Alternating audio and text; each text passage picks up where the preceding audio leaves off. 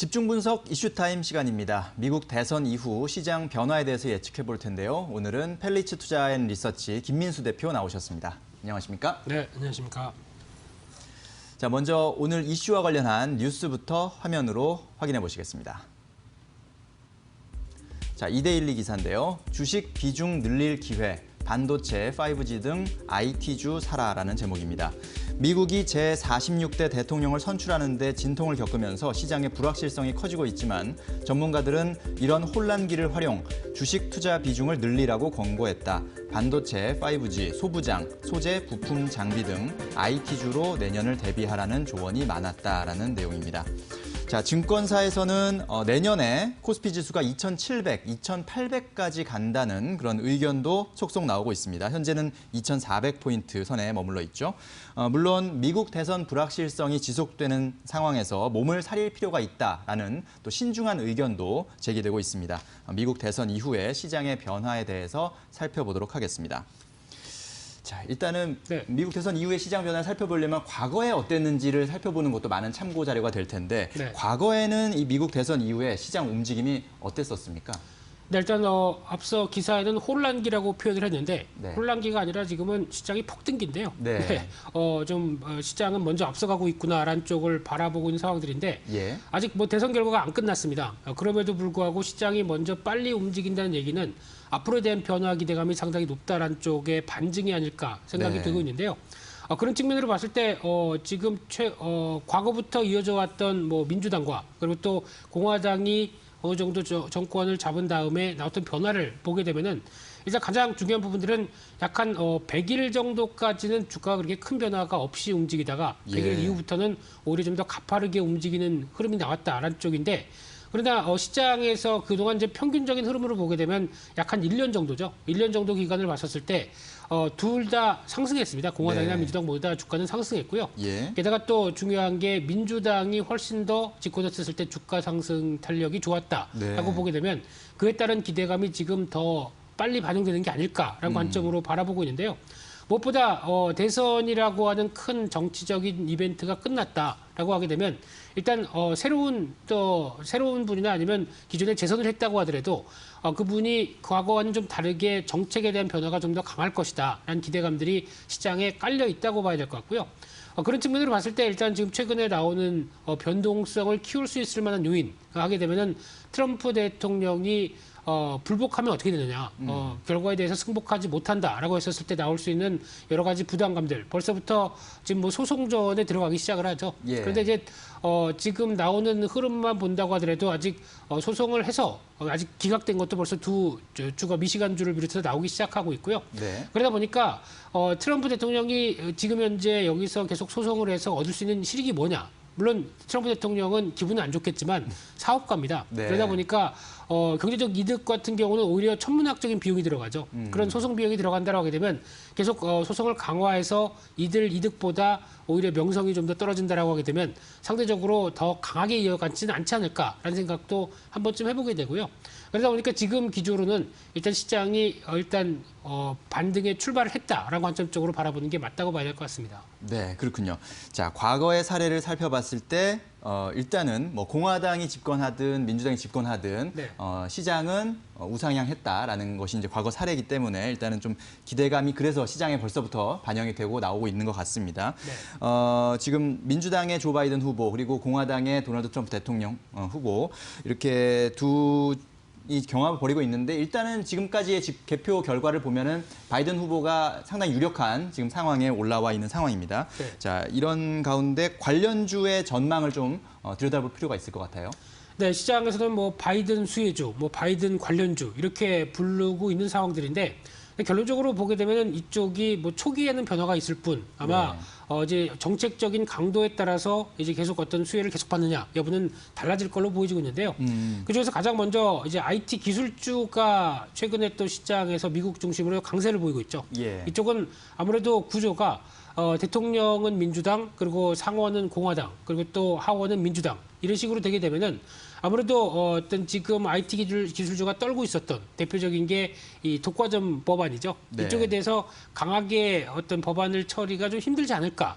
쉽게 말씀드리면 좋은 것만 보고 있습니다. 네, 그런 상황이다 보니까 오히려 그동안 좀 정체를 받았던 주가가 이제 빠르게 반등한다고 봐야 될 것 같은데 예. 근데 지금 흐름으로 보게 되면 진짜 단기적인 주가가 조정을 받았기 때문에 움직이는 정도라고 보여지고 있는데 아마 트럼프 대통령 시절에 움직였었던 강한 어떤 성장과 상승 탄력은 좀 제한되지 않을까로 바라보고 있고요. 네. 여전히 시장 지위나 어떤 실적 흐름들을 보게 되면 나쁘지 않기 때문에 강세 기조는 이어간다고 하더라도 시장을 주도할 만한 뚜렷한 모습들은 아니지 않을까로 바라보고 있고요. 예. 두 번째는 친환경 관련된 쪽입니다. 뭐 당선 전에 뭐 트럼프 대통령 유력했을 때는 또 주가가 급락하다가 어제는 또 급등하는 이런 여러 가지 양상을 띄어가고 있는데 가장 중요한 게 지금 신규 프래킹 밴이라고 한 쪽은 아무래도 저쪽이죠. 어떤 셰일가스를 금지한다라는 신규로 금지한다는 법안과 함께 뭐 온실가스 제로 그리고 또 파리 협약 복귀 이 부분은 가장 먼저 얘기가 나오고 있고요. 그러다 보니까 일단 글로벌 트렌드의 흐름들이 벌써 맞춰가고 있는데 미국도 동참한다는 과정으로 봐야 될 것 같고요. 그러다 보니까 아무래도 지금 친환경 관련된 섹터들에는 기대감은 높은데 솔직히 주가가 싸지는 않습니다. 모두 다 밸류 대비 비싸기 때문에 그래도 어디에 집중하느냐라고 하게 되면 아무래도 어느 정도 시장이 가시화돼서 성과가 나오고 있는 성장성은 전기차 쪽이겠죠. 그래서 전기차 2차 전지에 먼저 집중하는 게 맞지 않을까 생각이 들고 있고요. 또 세 번째는 바이오 쪽입니다. 이쪽도 일단 바이든 지금 후보가 부통령 시절이었던 오바마 대통령 시절 때 바이오주가 저점 대비해서 6배 올랐습니다. 그런 흐름들이 나온 만큼 이 오바마 헬스케어에 대한 다시 부활이 나왔었을 때 나올 수 있는 바이오주에 대한 기대감이 상당히 크기 때문에 이쪽에 대해서도 종목들 찾아가는 게 중요할 걸로 보여지고 있는데 종목이 국내에서도 엄청 많죠. 근데 좀 실체 있는 종목 쪽으로 접근해야 되지 않을까 하는 쪽도 눈여겨보셔야 될 것 같고요. 또 마지막으로는 이제 SOC 인프라 투자 관련된 확대 얘기들. 물론 이제 이번에 공약에서 20억 달러 인프라안이 공개가 되면서 기대감을 한층 높였는데 대부분은 이쪽 친환경 관련된 쪽이 많습니다만 하지만 이제 막상 정책을 시행하려고 보다 보니까 실업률을 계속 떨어뜨리고 경기를 부활시켜야 되겠다라고 하게 되면 쉽게 말씀드리면은 이런 어떤 노후된 인프라를 계속 개선시키는 작업도 만만치 않게 돈이 들어가고 정책을 쓸 걸로 보여집니다. 이쪽에 대한 수혜주들 대표적인 뭐 굴삭기 관련된 쪽들도 영향을 끼치지 않을까라는 쪽도 눈여겨보셔야 될 것 같습니다. 네, 그렇군요. 정책 모멘텀이 있을 만한 뭐 친환경 관련주나 바이오주에서 역시 옥석을 잘 가려내는 것이 또 중요하겠다 이렇게 뭐 정리를 해볼 수가 있을 것 같습니다.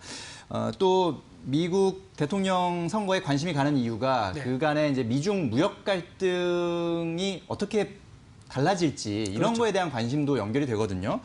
중국과의 무역 전쟁 이런 외교적 부분의 변화 가능성은 또 어떻게 우리가 예측을 해야 됩니까?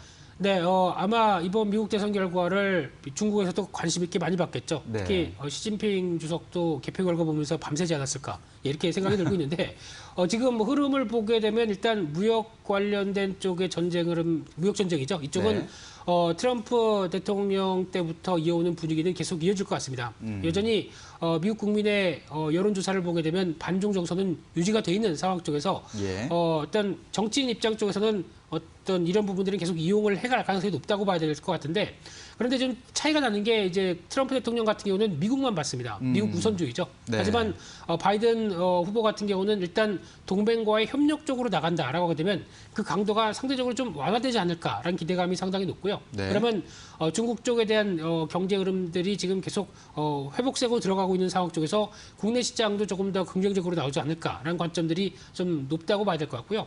그러다 보니까 또 하나 지금 민주당이 내세우고 있는 어떤 키치는 일단 중요한 게 자유무역주의입니다. 그러다 보니까 이 부분에 대해서 조금 더 옹호를 할 수 있는 입장이라고 하게 되면 아무래도 수출 주도적인 그 흐름을 갖고 있는 우리나라 입장 쪽에서는 조금 더 기회 요인, 특히 그동안 압박받았던 부분들이 좀 풀리는 게 아니냐라는 쪽으로 볼 수 있는 상황들인데 하지만 아쉬운 거는 이제 대북 관련된 얘기겠죠. 이쪽은 지금까지 민주당이 흐름을 보게 되면 전략적 인내 쪽으로 계속 압박을 해왔는데 그러다 보니까 좀 상대적으로 결과가 그렇게 좀 시원찮게 안 나왔죠. 그런 상황 쪽에서 정책적인 변화가 어떻게 가져가는지를 좀 더 체크해야 될 것 같은데 아직은 기대감을 좀 낮출 필요가 있지 않나 이런 생각이 들고 있습니다. 네, 그렇군요. 일단은 뭐 바이든 후보가 될 경우에는 미중 간의 갈등이 그간에보다는 조금 완화될 가능성이 있고 그것은 또 우리나라에는 긍정적으로 작용할 요인이 많다. 이렇게 일단 정리할 수 있을 것 같습니다. 자, 그러면 우리 시장에는 또 이제 어떻게 영향을 미치고 우리는 또 어떻게 대응해야 될지 이런 부분들이 사실 중요하거든요. 네. 어떻게 좀 조언을 해주실 수 있습니까? 네, 딱 그림 한 장으로 설명할 수 있을 것 같습니다. 일단 네. 가장 중요한 게 모든 경제 상황과 시장 분위기를 마련해 주는 게 환율이죠. 네, 그런 쪽으로 봤을 때 일단 지금 보시는 달러 인덱스를 보게 되면은 예. 달러가 그동안 한 단계 약세로 진행됐다가 거의 좀 기간 조정식으로 정체를 보였었죠. 네. 그러나 최근에는 일단 달러가 약세로 자리 잡기 시작합니다. 그런 분위기로 오게 되면 원하는 강세로 가는 구조죠. 네. 그런데 과거에도 지난 달러가 약세 시기에는 외국인들이 크게 반응을 안 했습니다. 근데 어제 같은 경우는 거의 외국인들이 1조 5천억 정도 매수를 할 정도로 네. 폭발적인 반응을 보였다라는 부분들은 이번에 달러와 약세는 좀 다르다라고 바라보는 시각들이죠. 그렇기 때문에 일단 경기 관련된 쪽도 개선의 무게를 두는 흐름들과 함께 어떤 시장 흐름들이 또 기조적으로 달러와 약세 시기가 들어왔다는 부분들 쪽으로 확인되게 되면 아무래도 어떤 상대적인 입장 쪽에서 신흥국이나 그 중에서 가장 또 대표할 수 있는 우리나라 입장 쪽으로는 오히려 기회인들이 높다고 봐야 될 부분이기 때문에 외국인들이 이렇게 반응하는 과정은 눈여겨보셔야 될 것 같고요. 앞으로 기조가 한번 이렇게 자리 잡혔다라고 하게 되면 어제 또 현물, 선물 모두 다 강한 순매수세였습니다. 그러면 추세에 대한 변화 기대감이 상당히 높다고 봐야 되겠죠. 그런 쪽에서 일단 시장 상승은 출발을 또 발동을 걸었다라는 쪽에 대해서 변화를 보셨으면 좋겠고요. 그러다 보니까 이제 경기 회복과 함께 움직일 수 있는 어떤 IT 그리고 또 수출 관련주 이쪽은 계속 눈여겨 보시면서 대응하는 게 좋겠다고 보여지고 있는데 게다가 또 연말에 대주주 양도세 이슈도 좀 제거됐습니다. 그렇게 되면 일단 크게 발목을 잡을 만한 이슈가 없죠. 그런 상황 쪽에서 그래도 그나마 하나 눈에 띈다는 부분들은 내년 3월 가게 되면 양도세 지금 제한과 관련된 쪽이 다시 폐지가 되느냐라는 쪽이 또 도마 위에 오를 텐데 그 전까지는 특별히 국내 이슈에서 발목을 잡을 부분들이 없다라고 하게 되면 추가적인 상승세는 그때까지는 계속 이어가지 않을까 이렇게 바라보고 있습니다. 네.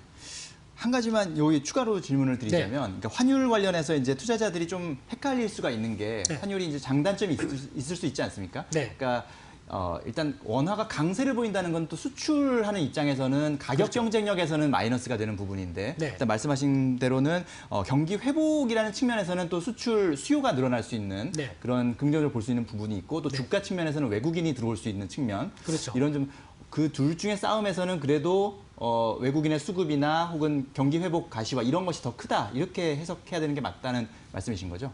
네, 일단 수출을 볼 때 보면 저희가 이제 두 가지를 봅니다. 이제 보통 수출 P와 Q라고 보시면 될 것 같은데, 예. 그러니까 수출 단가죠. 그와 함께 수출량 이게 같이 곱해지면서 수출 금액이 나오지 않습니까? 네. 근데 지금 P 같은 경우는 이제 원화가 강세로 가다 보니까 상대적으로 위축되는 측면이 있습니다. 예. 근데 여기서 그것만 바라보고 수출 채산성이 안 좋다라고 보시게 되면 큰 그림은 놓치시는 거고요.